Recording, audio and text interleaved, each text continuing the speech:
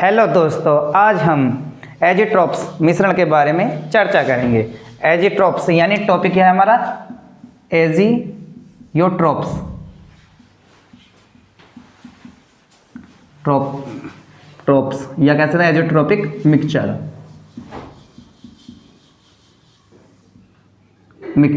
यानी हिंदी में बोलते हैं स्थिर क्वाथी मिश्रण। एक्चुअल में स्थिर क्वाथी मिश्रण किस प्रकार के मिश्रण होते हैं, इनके बारे में हम चर्चा करते हैं। देखो, सबसे पहले ये होते बाइनरी कंपोजिशन होता है इनमें। बाइनरी कंपोजिशन का मतलब ये है कि इनका कैसा कंपोजिशन होता, बाइनरी कंपोजिशन, यानी कि दो लिक्विड मिलकर इस प्रकार का मिश्रण बनाते हैं। ठीक है। और दूसरी बात, फिक्स कंपोजिशन होता। कंपोजिशन यानी फिक्स कंपोजिशन कैसे, जैसा कि मैं बात करूं आपसे, एक ए ले लिया हमने, एक बी ले लिया। ठीक है। अगर मैं इसका 95% और इसका 5%, तो इसकी हमें फिक्स वैल्यू लेनी पड़ेगी, क्योंकि 95 ही हमें और उसका 5% ही लेना पड़ेगा। यानी सॉलिड और सॉल्वेंट क्या होंगे, दोनों के फिक्स होंगे। ठीक है। और कैसा होगा, बाइनरी सॉल्यूशन, यानी कि दो ध्रुवों का होना अनिवार्य है। लेकिन कैसा होगा, फेज कैसे होगी, लिक्विड फेज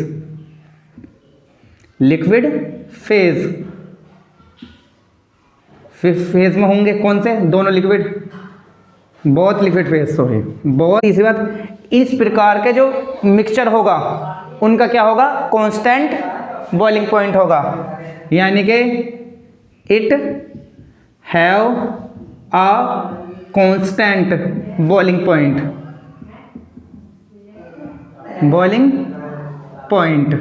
यानी बोलेंगे, यानी क्वैथनांक। और कंपोजिशन यानी संगठन।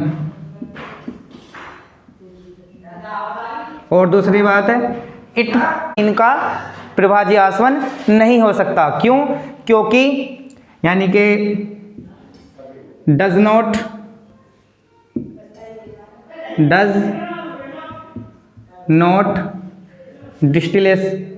फ्रैक्शनल डिस्टिलेशन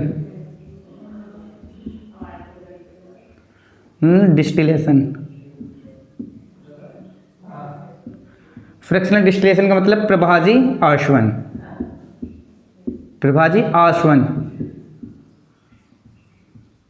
यानी कहने का मतलब मेरा यह है कि इनका प्रभाजी आसवन नहीं हो सकता। क्यों नहीं हो सकता? क्योंकि अगर मैं बात करूं XA का मोल फ्रैक्शन, किसका, लिक्विड फेज इक्वल टू होगा YA, क्या, मोल फ्रैक्शन किसमें, वेपर फेज। ये बात समझ आई? कहने का मतलब मेरा ये है कि जो लिक्विड फेज का जो मोल फ्रैक्शन है A का, और इक्वल टू होगा वेपर फेज का मोल फ्रैक्शन के बराबर। ठीक है। अगर फिर इसी प्रकार B का, लिक्विड फेज का, और इसी प्रकार B का वेपर फेज में, यानी कि इनका मोल फ्रैक्शन लिक्विड फेज में इक्वल टू होगा वेपर फेज में, इसका मोल फ्रैक्शन लिक्विड फेज में इक्वल टू होगा वेपर फेज में। इसलिए इनका आसानी से, कहने का मतलब मेरा यह है कि इसका लिक्विड फेज का मोल फ्रैक्शन इक्वल टू होगा सॉल्यूशन A का, क्या, वेपर फेज का मोल फ्रैक्शन। दोनों कैसे होंगे, इक्वल। इसी प्रकार हमारा मोल फ्रैक्शन किसका, B का, इक्वल टू होगा वेपर फेज का मोल फ्रैक्शन B का। कहने का मतलब अगर ये चीज इक्वल है तो उनका प्रभाजी आसवन से उन्हें अलग नहीं किया जा सकता। ये बात समझ में आई? अब अगर हम डेफिनेशन की बात करें, डेफिनेशन क्या होगी, है कि अगर मैं इसके एजिट्रॉप्स मिक्सचर की यानी स्थिर क्वाथी मिश्रण की अगर डेफिनेशन की बात करूं, तो इस प्रकार के दो ध्रुवों का मिश्रण जिनका बाइनरी हो कंपोजिशन, यानी उनका कंपोजिशन स्थिर हो, यानी कांस्टेंट कंपोजिशन हो और कांस्टेंट बॉइलिंग पॉइंट हो, और उनको अलग करने पर उनका कंपोजिशन और कांस्टेंट स्थिर रहे, इस प्रकार के मिश्रण को बोलते हैं एजिट्रॉप्स मिश्रण कहते हैं। ये बात आपके समझ में आई? इसे आप नोट कर लीजिए। अब एग्जाम्पल से इसे समझते हैं किस प्रकार से एजिट्रॉप मिक्सचर कैसे कैसे टाइप के हो सकते हैं।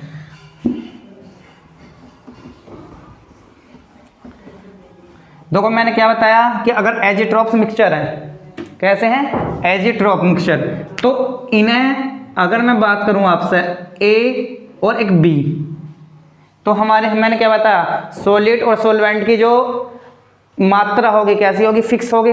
तो अगर मैं कहूं इसका 95 केल्विन टेम्परेचर है, इसका 85 केल्विन टेम्परेचर है, केल्विन कह सकते हैं, डिग्री सेंटीग्रेड कह सकते हैं, चलो ठीक है। अब इन्हें अलग करना, तो अलग किस प्रकार से कर देंगे, क्योंकि अगर मैं इन दोनों को अलग करना तो इनका बीच का टेम्परेचर 90 अगर लाऊं तो दोनों आसानी से अलग हो सकते हैं, ये बात तो समझ में आई। लेकिन अगर मैं अलग न लाकर अगर मैं इनको किस टेम्परेचर पे गर्म कर दूं, किस पर टेम्परेचर पे करूं,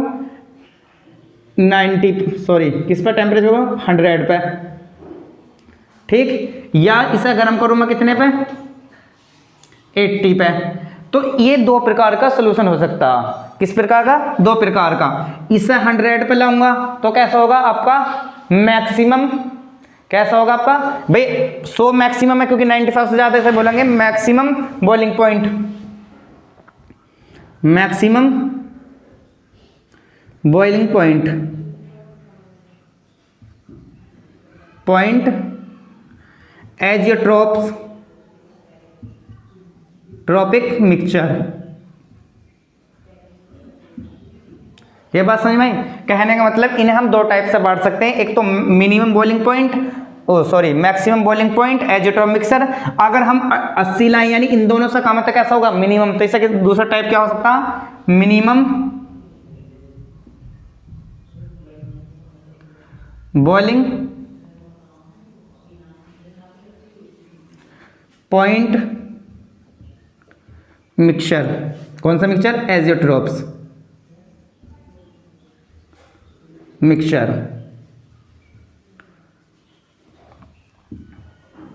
कह सकते हैं हमारा मैक्सिमम को अधिकतम क्वैथनांक एजियोट्रोप्स मिक्सचर। अब अधिकतम इसका मतलब क्या है हमारा, बीपी यानी बॉइलिंग पॉइंट हाई होगा, तो क्या होगा उसका बॉइलिंग पॉइंट आएगा, तो वेपर प्रेशर कैसा होगा, मिनिमम, वेपर प्रेशर कैसा होगा, मिनिमम। और ये अगर वेपर प्रेशर मिनिमम होगा तो हमारा कैसा दिखाएगा, नेगेटिव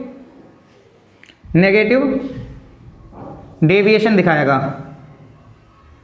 कैसा, नेगेटिव डेविएशन किनका, नॉन आइडल सॉल्यूशन का, किसके अकॉर्डिंग, राउल्ट्स लॉ के अकॉर्डिंग। यानी मैंने आपसे बात बताया था कि राउल्ट्स लॉ ये बताता है कि अगर उसका जो कंपोजिशन का, मैंने बताया था राउल्ट्स लॉ ये बताता है कि अगर हमारा कंपोजिशन यानी Pa प्लस Pb उस Pa से क्या आ जाता कम, तो हमारा कैसा डेविएशन होता, यानी कम आगा तो वेपर प्रेशर कैसा हो जाएगा, मिनिमम, तो हमारा कैसा दिखाएगा, नेगेटिव डेविएशन दिखाएगा। कैसा दिखाएगा, नेगेटिव डेविएशन। अगर हम इसकी बात करें तो इसका मिनिमम है, तो यानी बॉइलिंग पॉइंट कैसा होगा, मिनिमम, और बॉइलिंग पॉइंट मिनिमम होगा तो इसका वेपर प्रेशर कैसा होगा, मैक्सिमम, वेपर प्रेशर कैसा होगा, प्रेशर होगा मैक्सिमम। और राउल्ट के नियम के अनुसार वेपर प्रेशर अगर मैक्सिमम है तो यानी ये वाली कंडीशन Pa प्लस Pb किसका होगा, Pk, तो ये वाली कंडीशन होगी हमारी पॉजिटिव डेविएशन की, किसकी होगी, पॉजिटिव डेविएशन।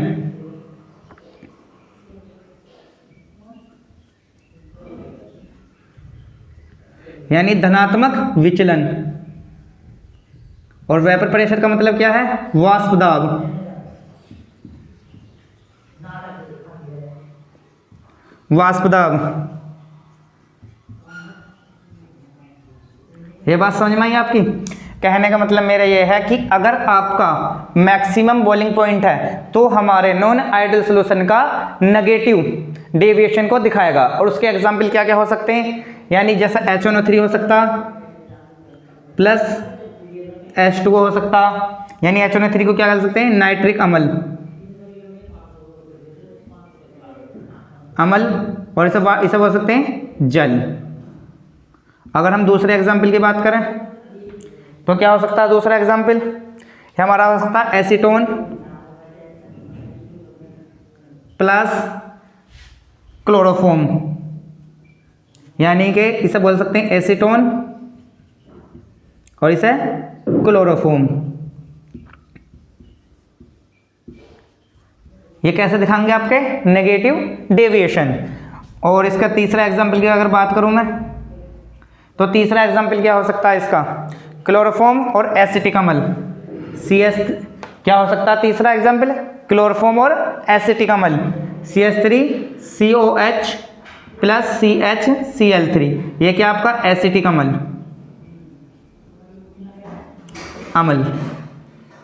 ये बात समझ में आई। तो कैसे दिखाएंगे ये नेगेटिव डेविएशन, यानी डेविएशन का मतलब विचलन। ठीक, अगर हम बात करें पॉजिटिव डेविएशन यानी मिनिमम बॉइलिंग पॉइंट, तो कैसे होंगे, कौन कौन से हो सकते हैं, CCl4 प्लस C2H5OH हो सकता, यानी कार्बन टेट्राक्लोराइड और एथिल अल्कोहल। और दूसरी चीज C2H5OH प्लस जल हो सकता है, यानी एथिल अल्कोहल बोलेंगे इसे, अल्कोहल। ये बात आपके समझ में आई। इसे आप नोट कर ले सकते हैं, इसका स्क्रीनशॉट ले सकते हैं आप। आपने नोट कर लिया। अब हम इसके नेक्स्ट टॉपिक के बारे में चर्चा करते हैं। नेक्स्ट टॉपिक क्या है इसका,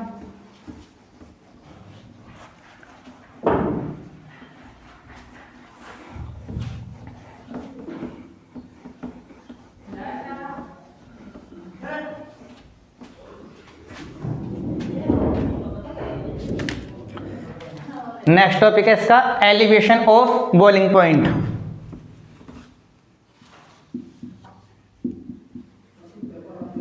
एलिवेशन ऑफ बॉइलिंग पॉइंट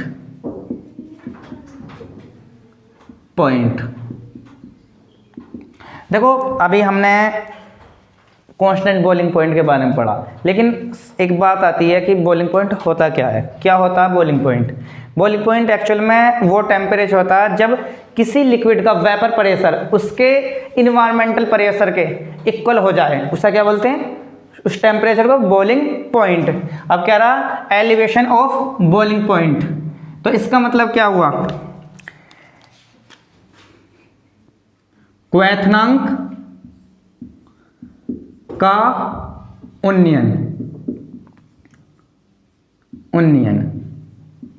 अब क्वथनांक का उन्नयन क्या होता, ये एक तरीके से कोलिगेटिव प्रॉपर्टी यानी अणुसंख्य प्रॉपर्टी की ही बात कर रहे हैं। मतलब है वृद्धि, क्या मतलब है, वृद्धि यानी कि अधिकता।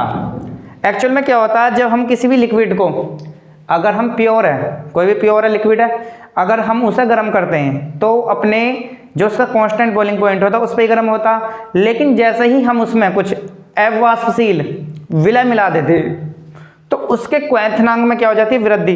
जो क्वथनांक में वृद्धि हुई है उसे क्या बोलते हैं, क्वथनांक का उन्नयन। जैसे अगर मैं आपको बताऊं, ये आपका कोई लिक्विड है, ये आपका लिक्विड हो गया। अब इस लिक्विड में अगर मैं, ये प्योर लिक्विड है, सीधी सी बात, प्योर है, प्योर सॉल्वेंट, क्या होगा, प्योर सॉल्वेंट यानी शुद्ध विलायक, शुद्ध विलायक। अब मैं जैसे ही इसमें अवाष्पशील या नॉन वोलेटाइल यानी अवाष्पशील पदार्थ मिला देता हूं, तो क्या कंडीशन होती है, जब अगर ये जब प्योर था, जब तक उबल रहा था ये 110 डिग्री सेंटीग्रेड, मान लो 110 डिग्री सेंटीग्रेड इसका क्या है, बॉइलिंग पॉइंट था। जैसे ही मैंने अवाष्पशील तो कितना होगा, 110.75 डिग्री सेंटीग्रेड होगा। कितना होगा, 110.75 डिग्री सेंटीग्रेड होगा। अब इसके क्वथनांक में जो वृद्धि हुई है 0.75 सेंटीग्रेड की, तो क्या है, क्वथनांक का उन्नयन। ये बात समझ में आई। कहने का मतलब मेरा ये है, किसी भी शुद्ध विलायक का क्वथनांक तथा उसमें अवाष्पशील पदार्थ मिलाने पर उसके क्वथनांक में हुई वृद्धि के अंतर को क्वैथनांक का उन्नयन कहते हैं। क्या कहते हैं? क्वैथनांक का उन्नयन। अगर मैं डेफिनेशन की बात करूं, देखो डेफिनेशन क्या होगी?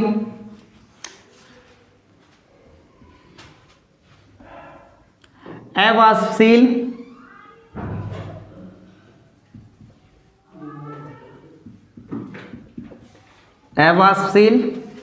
विलय मिलाने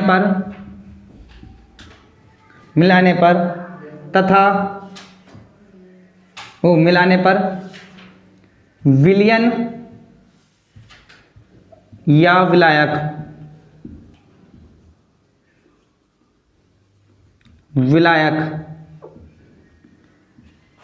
के क्वैथनांक में हुई वृद्धि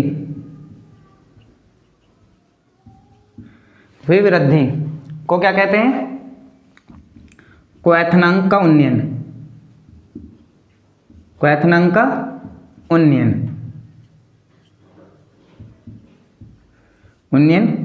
ठीक है। कहने का मतलब मेरा यह है कि अगर हम मैथमेटिकली समझें किस तरीके से होगा, क्वैथनांक का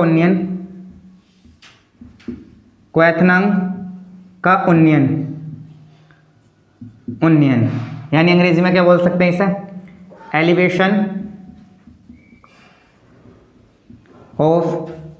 elevation of boiling point equal to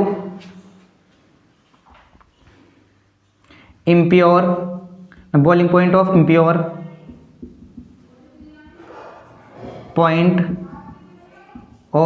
impure solution. Impure solution कह सकते हैं सॉल्वेंट माइनस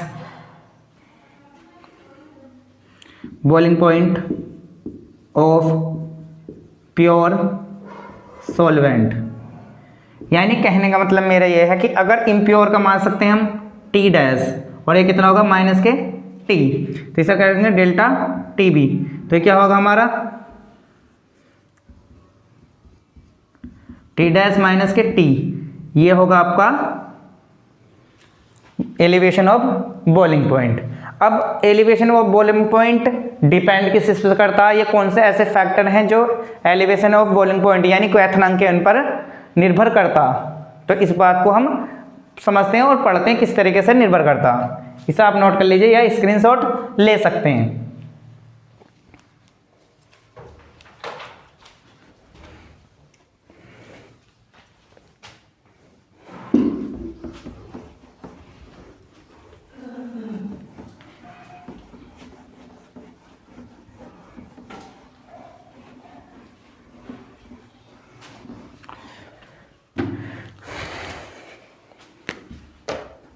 अगर मैं बात करूं क्वैथनांक का उन्नयन, आपने राउल्ट्स का नियम पढ़ा था कि अगर हम किसी अवाष्पशील पदार्थ को किसी लिक्विड यानी शुद्ध विलायक में मिलाते हैं तो उसके वेपर प्रेशर में भी क्या हो जाती है? कमी आ जाती है। और वेपर प्रेशर में कमी आने की वजह से क्या हो जाता है? उसके अंदर जो है उसका बॉइलिंग पॉइंट में भी चेंज आ जाता है। तो डिपेंड क्या कर रहा है? बॉइलिंग पॉइंट यानी एलिवेशन ऑफ बॉइलिंग पॉइंट भी डिपेंड किस पर करेगा? उसका लवरिंग वेपर प्रेशर पर। ठीक है। तो क्या मतलब मेरा ये है कि एलिवेशन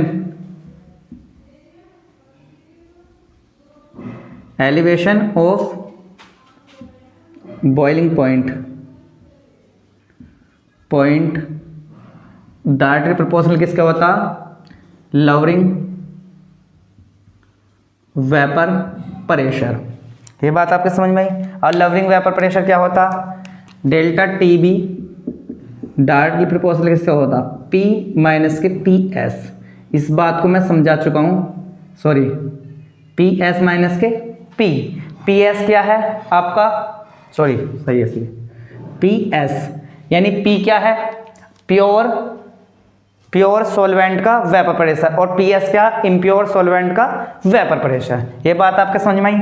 और सबसे बड़ी बात, ये हमारा जो elevation of the boiling point यानी क्वैथनांक उन्नयन है, उसकी मोललता यानी मोललिटी पर सबसे ज़्यादा निर्भर करेगा, क्योंकि हमें पता है कि उसका विलय की कितनी मात्रा मिलाने पर उसका एलिवेशन मतलब क्वैथनांक का उन्नयन कितना होगा, यानी क्वैथनांक में जो वृद्धि होगी कितनी होगी, ये डिपेंड करता है उसकी विलय की मात्रा पर। और मात्रा क्या होती है उसकी, सीधी सी बात है मोललता क्या होगा, यानी डेल्टा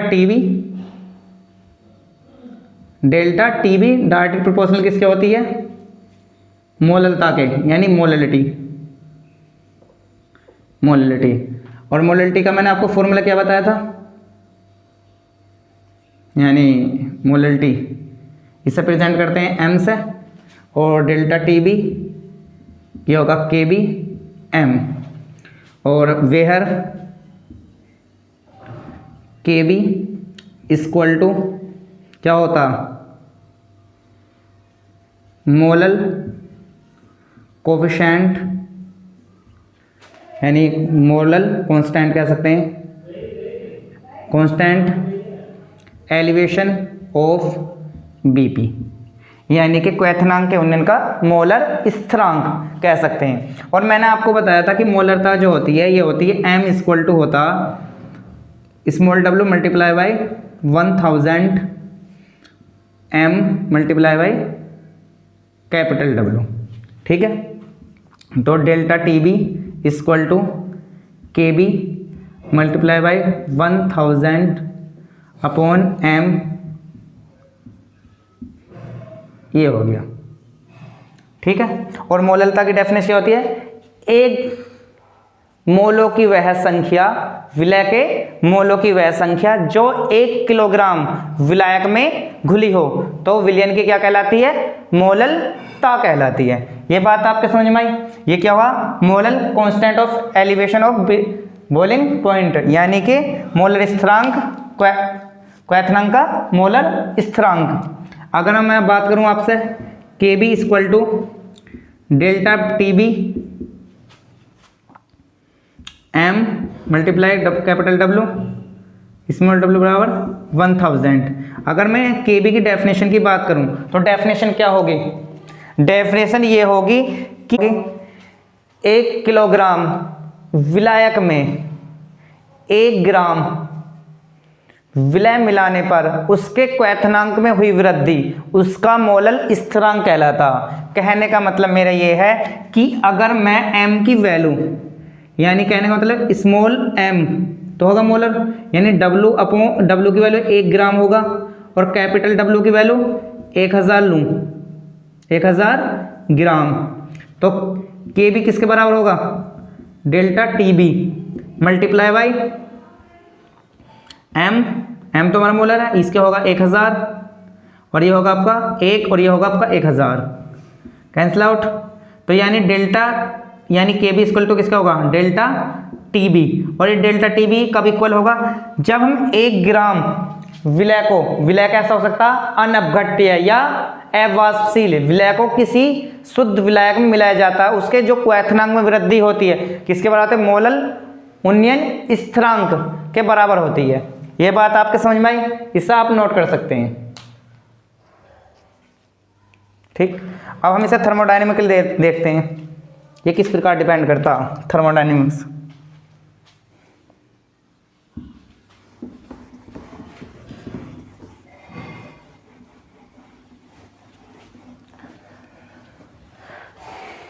अगर हम बात करें उष्मा गति के नियम से,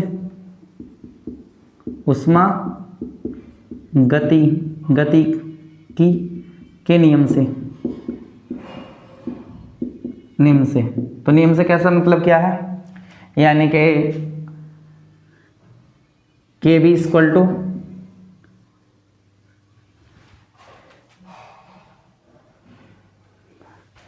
किस प्रकार करते हैं, तो kb इक्वल टू RT का square upon LV multiply by 1000, ठीक। वेहर R क्या होगा, gas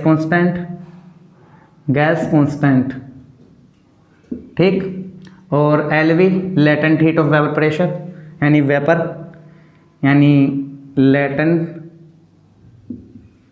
heat of vapour phase, ठीक। और ये तो हो गया, टी हो गया हमारा एब्सोल्यूट टेम्परेचर, ल्यूट टेम्परेचर, ठीक। केबी की यूनिट क्या होती है? केल्विन कह सकते हैं, केल्विन केजी पर मोल इनवर्स, मोल कह सकते हैं, ये हमारी इसकी यूनिट होती है।